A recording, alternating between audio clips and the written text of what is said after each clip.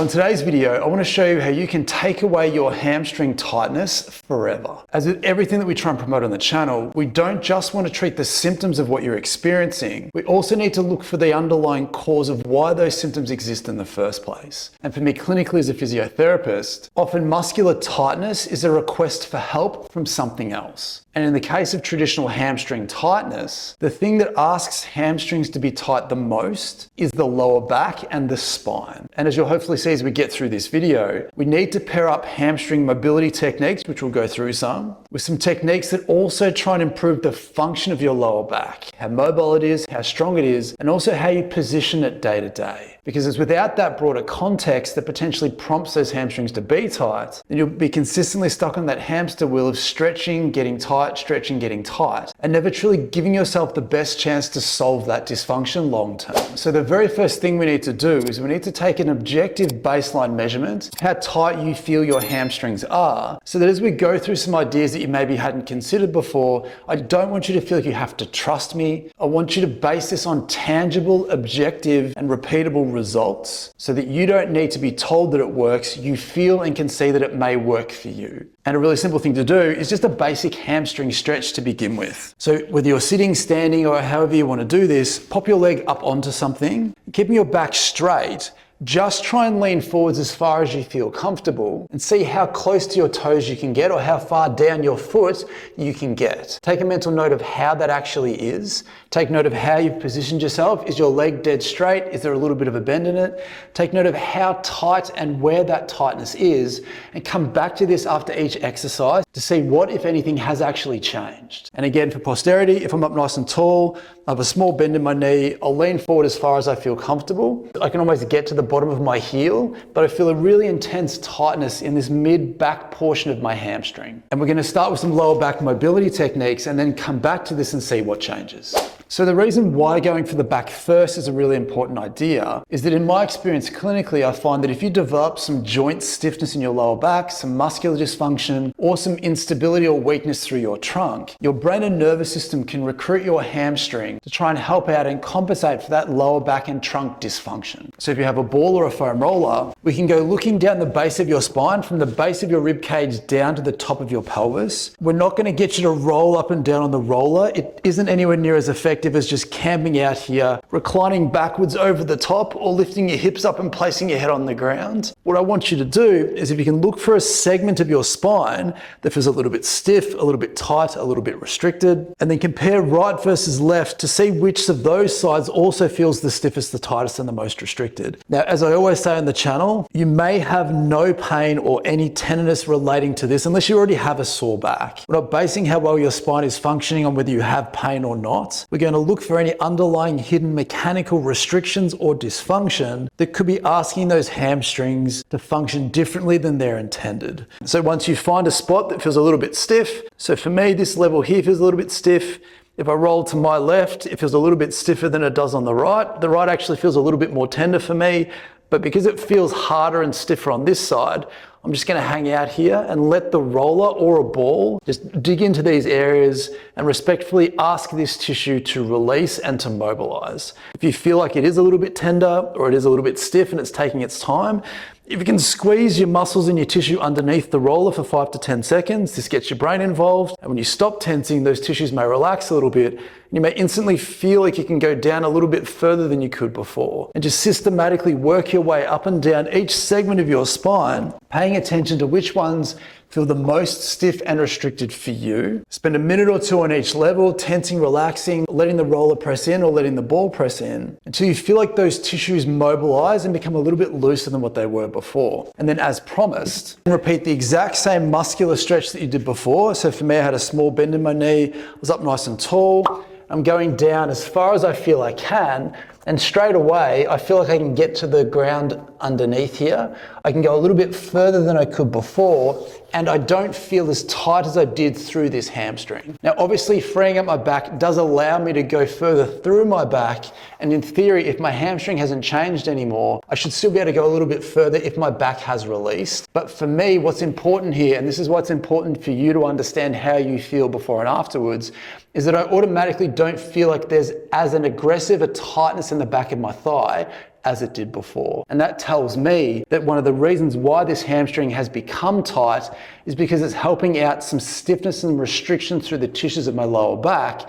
And if I can't get these tissues to free up long term, then it might be unrealistic for me to expect that that hamstring isn't going to want to keep getting tight long term as well. So once you feel you've successfully freed up that lower back and hopefully seen an immediate improvement in how flexible your hamstring feels, it's also really important to make sure that the trunk musculature itself is quite strong and robust. One of the things that I see clinically is that if you have someone lie down and check their resting hamstring muscle length where they feel some tightness in the back of their thigh, by engaging and drawing in your belly muscles and doing it again, you can instantly see a subtle improvement in terms of how far that hamstring stretches. And what this tells us is that if you can develop more strength and stability and robustness through your trunk musculature, then it's another reason for why your brain doesn't ask your hamstring to be tight on its behalf. And while there's a million different ways that you can strengthen core muscles, a really simple one to do, which ties into what we're going to go through, is just a simple plank, where you're trying to be up nice and tall, straighten yourself out as far as you feel comfortable, squeeze your butt cheek, make sure you're not sagging or poking your bum up too much. Just hanging out here, trying to prompt that tissue in your trunk to fatigue can be a really nice way to generate some extra strength and stability at that trunk, taking the onus back off those hamstrings and putting it onto your trunk. If you feel that one side of your trunk is a little bit weaker than the other, then something like a side plank might be a really nice way to bias that tissue a little bit more and bring it up to speed with the other side.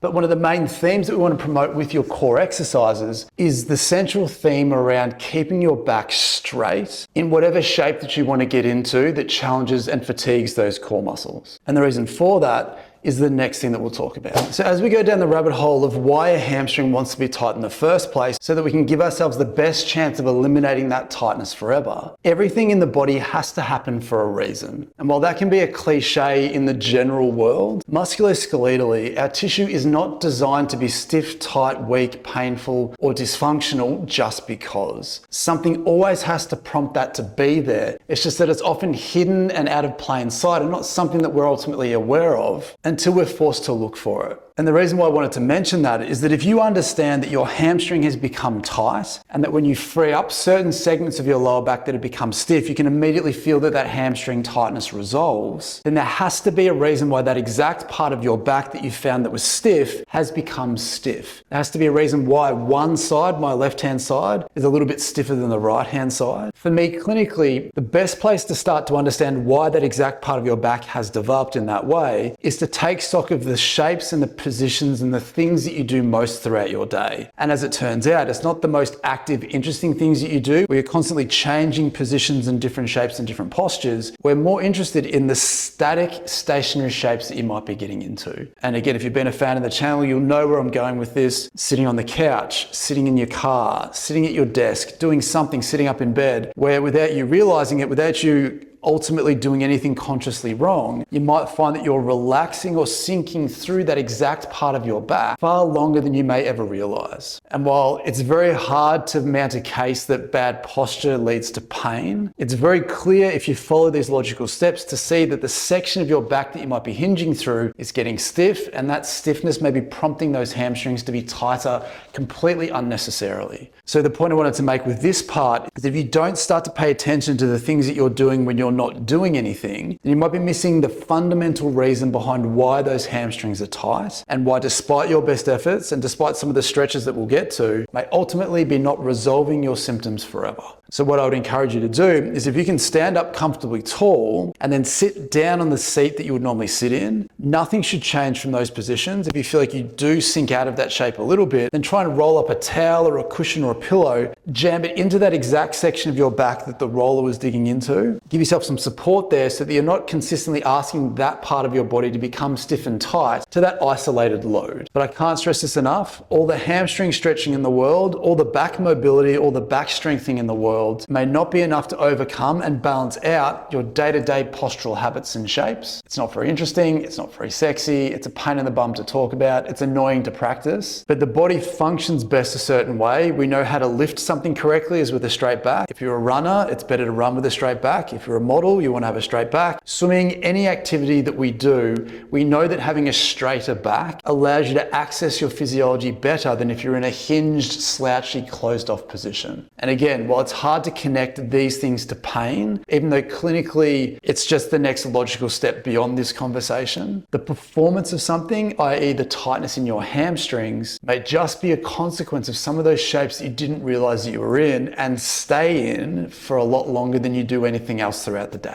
So the final piece of the puzzle here is obviously going after that hamstring tightness with some effective hamstring stretching techniques. With most stretches, I'm very agnostic about what you do. What works for you might work better for someone else. It doesn't matter. All we need to value is, does this give you the results that you're looking for? The only thing that needs to translate across all hamstring stretches is the technique that we'll use on top of the hamstring stretch. So for me, a really simple way to stretch a tight hamstring is if you pop your foot up onto something, whether it be a bench or a seat. Now, we don't necessarily want you to have your legs straight, which might be counterintuitive. The reason for that is that when we bend over, if you are someone that feels hamstring tightness at the back of your knee, it's actually unlikely to be tight hamstrings. Instead, it's actually more likely to be tension through that sciatic nerve as it runs through the back of your leg into that lower back, which again can be another dead giveaway that your back might be more restricted and stiffer than it needs to be. So to try and take some of that neural tension out of the equation, have a little bit of a bend in your knee. And the key to a great hamstring stretch is actually keeping your back relatively straight and hinging forward through your hips. So for me, if I do that, as I come forwards,